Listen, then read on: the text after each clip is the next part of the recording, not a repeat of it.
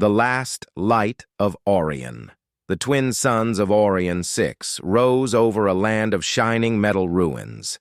Their golden light spilled across the remains of a world long forgotten.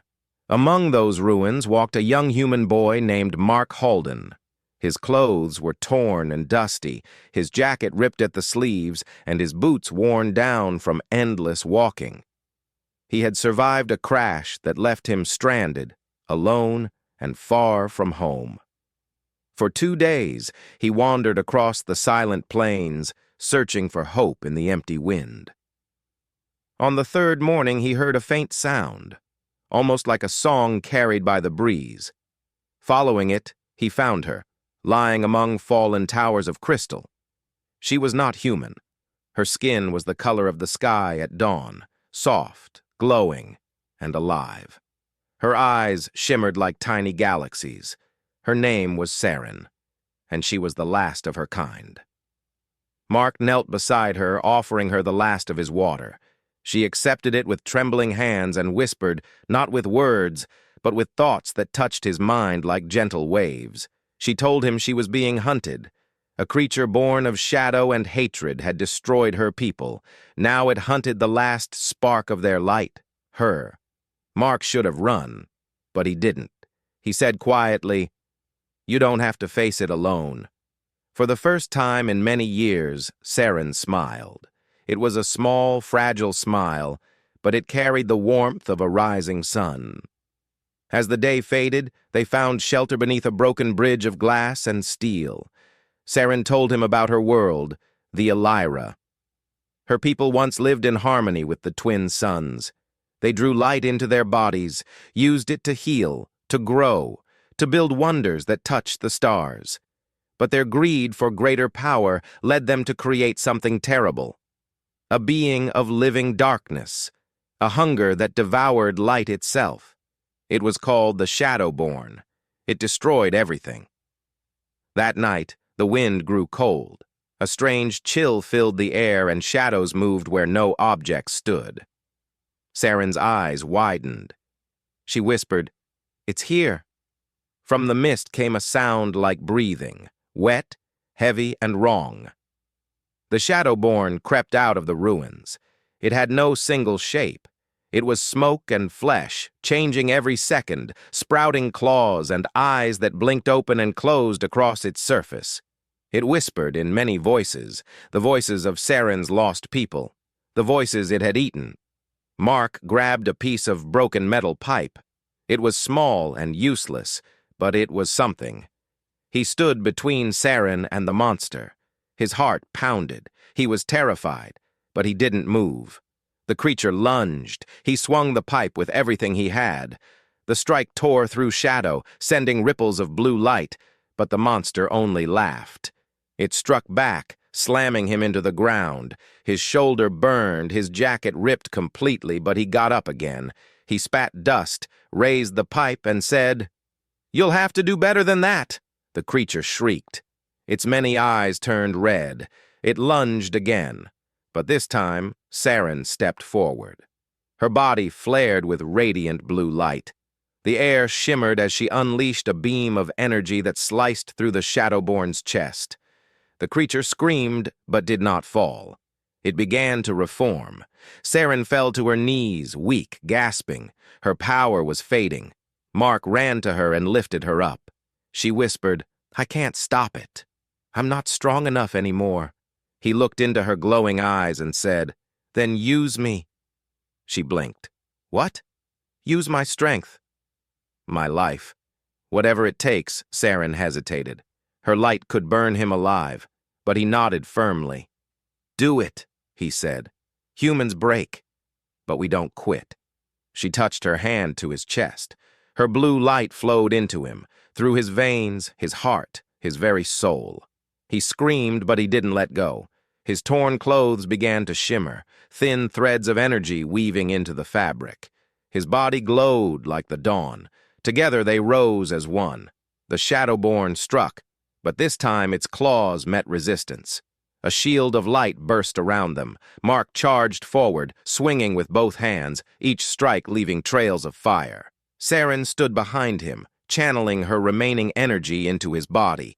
Their hearts beat together. Human courage and alien light fused into one rhythm. The creature howled and tried to escape, but Mark's light grew brighter, hotter, unstoppable. He shouted with everything inside him, and a wave of brilliance erupted, blasting through the monster's form. The ground shook. The ruins glowed. The Shadowborn's final scream echoed through the valleys before it disintegrated into black ash. Then silence. Only the wind remained. Mark fell to his knees, breathing hard. His light faded, leaving him pale and shaking. Seryn caught him before he hit the ground. She smiled softly, touching his face. "You saved me," she whispered. He smiled back, weak but proud. "Guess that makes us even." The twin suns rose higher, washing the world in gold. Their light danced across the broken ruins, and for the first time in centuries, there was peace. Days passed. Mark and Seryn traveled together across the wastelands, searching for his crashed ship. At night, they sat by small fires. He told her about Earth, about oceans, rain, and the sound of trees in the wind. She listened with wonder, her eyes glowing faintly as if she could see it all.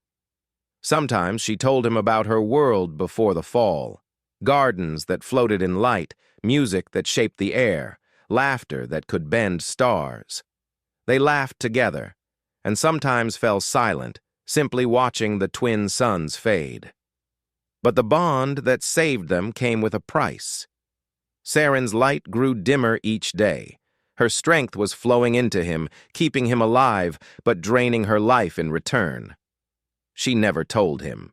He noticed, of course, how she tired faster, how her glow flickered in the evenings. But he said nothing. They both understood. When they finally reached the crash site, Mark began rebuilding the transmitter. It took 2 days. On the third, the beacon hummed to life, blinking a soft blue light into the sky. He turned to tell her, "We're going home." But she was already collapsing. He caught her in his arms. Her skin felt cool, her glow fading. No, stay with me," he pleaded. She smiled faintly. "Your people will come," she said softly. "Promise me they'll remember mine." Tears filled his eyes. "I promise." She lifted a trembling hand and touched his cheek. "You gave me something my people lost long ago. Courage." Her body began to dissolve into blue light, tiny motes drifting upward, surrounding him in a soft, radiant halo. He tried to hold her, but she slipped away, becoming part of the air, part of him. Her voice echoed once more in his mind. "Live, Mark! Carry our light." And then she was gone. When the rescue team found him, he was sitting quietly beside the beacon, holding a small glowing crystal, the last piece of her. He survived, but something within him had changed. His eyes now shimmered faintly with the same blue light that once lived in hers. He told the rescuers everything. They thought it was trauma or a hallucination. He didn't argue. He just kept the crystal close, feeling its gentle warmth. Years passed. Mark became an explorer again, leading missions to rebuild worlds lost to war. People said that when he spoke, his words carried calm. When he smiled, the room felt lighter. And when he stood under the stars, the twin suns of Aurion 6 reflected in his eyes. No one knew why he always carried a small blue crystal around his neck.